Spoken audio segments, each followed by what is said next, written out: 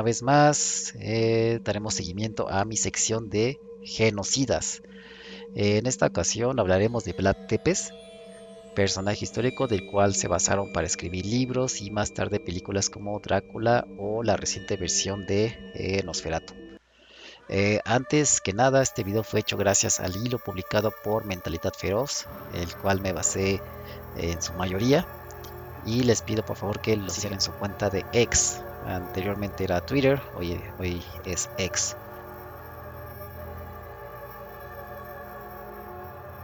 Recordemos que en el video anterior hablé sobre Genghis Khan, el cual impulsó el Imperio Otomano y tal pareciera una secuela. Ahora hablaremos de su némesis de 1462. Dicho imperio ya había conquistado Constantinopla y ahora se dirigen hacia Valaquia. Mientras el Imperio Otomano y Hungría estaban en conflicto, parte del territorio de Rumania estaba en zona de guerra, un ambiente en el cual en ese entonces el pequeño Vlad creció. Tanto Hungría como Turquía buscaban la alianza del entonces regente Vlad II, príncipe de Valaquia y miembro de la Orden del Dragón, quien tenía como misión frenar al Imperio Otomano y proteger la fe cristiana en Europa. Este príncipe, quien fue padre de nuestro protagonista, en un principio formó alianza con el sultán. A los 11 años, Látepes fue tomado como rehén junto con su hermano por los otomanos. Suena algo trágico, pero dada la voluntad de las relaciones de las tres naciones, su permanencia con los turcos fue más de huésped.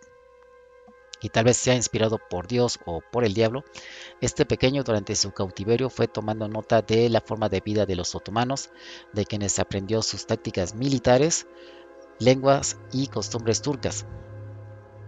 Estamos por presentarles la brutalidad calculada y los primeros indicios de la guerra psicológica. La razón por la que Vlad II no se decidía por un bando fijo era sus diferencias religiosas. Los húngaros por una parte eran cristianos católicos, mientras que los rumanos ortodoxos, y fue por ello que tenían buenas relaciones con los turcos, pero una vez que el príncipe decidió traicionar al sultán, puso en peligro a sus dos hijos, cosa que Vlad III no tomó mal, y decidió secundar a su padre una vez adulto, contrario a su hermano que se convirtió al Islam y por lo cual tuvieron rivalidad. Ese cambio de bandos inestable no solo fue por parte de Rumania. El rey de Hungría, Matías Corvino, por alguna razón se alió temporalmente con los turcos, tomando preso a Vlad Tepes, ya como príncipe, para después cambiar de parecer y liberarlo para que tomara su puesto.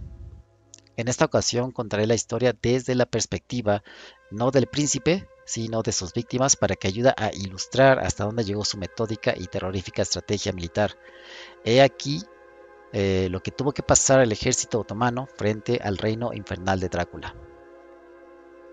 Para la época en que Vlad Tepes estaba al mando, en 1462, el Imperio Otomano contaba con 90.000 soldados, 120 cañones de asedio, artillería pesada y el liderazgo de Mehmed II. Conforme los soldados de élite estaban acercando al bosque, confiados que sería una conquista de rutina frente a un país pequeño, no contaban con que Drácula tenía un plan entre manos, haciéndolos sentir a la merced por nada menos que el entorno. Eran sus tierras y nada más que el príncipe mismo las conocía a la perfección. Tanto terrenos propios como sus lugares más hostiles, por lo que fácilmente sabía dónde exactamente iban a acampar, facilitando incursiones nocturnas, mediante las cuales destruían sus recursos. Puede que el ejército no se doblegue por ello. Han pasado por muchas guerras y eran soldados muy unidos. No habría por qué preocuparse. El problema era que en las tierras del Hijo del Dragón, la noche le pertenecía a los demonios. En más de una ocasión, hombres con uniforme otomano los atacaban creando confusión. No se podía garantizar quiénes eran aliados y quiénes enemigos. Pero no había razón para retroceder. Después de todo, era el Imperio Otomano. Pasando por cosas peores, Constantinopla, por ejemplo, sus antepasados han arrasado con China, Afganistán y Rusia. Valaquia no era más que una parada hacia Hungría, el cual era su verdadero objetivo, así que esto no es nada. Solo es cuestión de avanzar a como dé lugar, buscar suministros, reponer fuerzas y atacar. Pero había un problema. En todo el camino no han encontrado más que pozos envenenados. Está bien, los otomanos surgieron de tierras ásperas, ellos han sitiado reinos, esa era su meta. La falta de agua también afecta a Vlad Tepes, así que hay que seguir. Con la guía de Mehmed II no hay imposibles, ¿verdad? Mientras se pueda avanzar, la victoria está asegurada, aunque para infortunio del ejército se encontraron con pantanos que dificultaban la marcha. ¿Pero cómo? Muy fácil. El diabólico príncipe creó pantanos artificiales. Cobarde, pensaron. Solo está postergando su fin. Este no sería el problema, si no fuera porque no solo estaban carentes de agua, sino también de comida.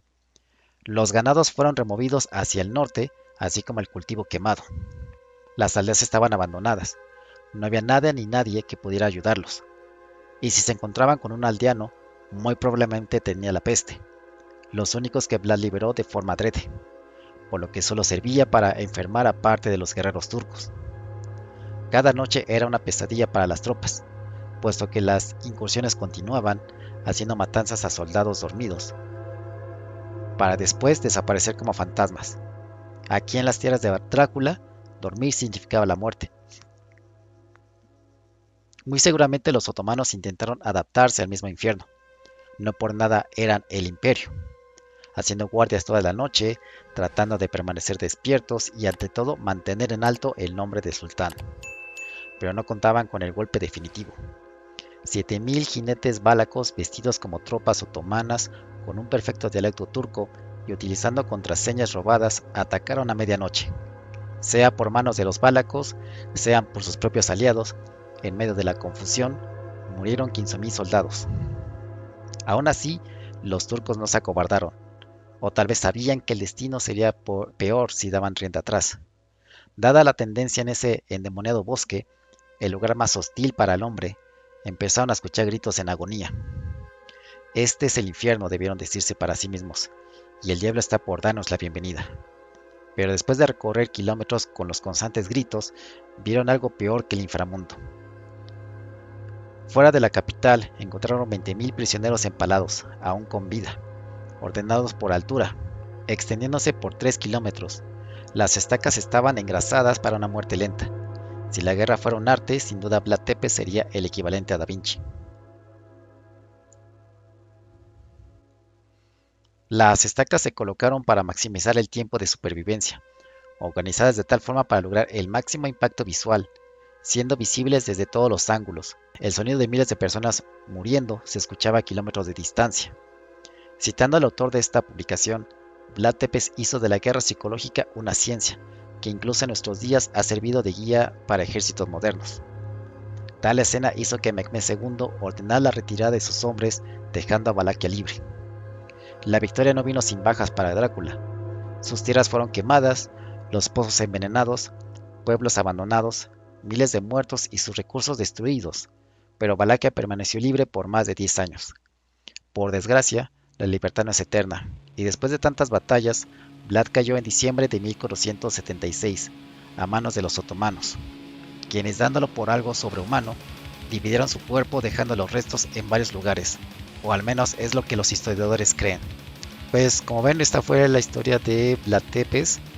Sé que no resume en sí toda su vida, pero representa lo más notorio que hizo, por lo cual es considerado un héroe en su país, en Rumania.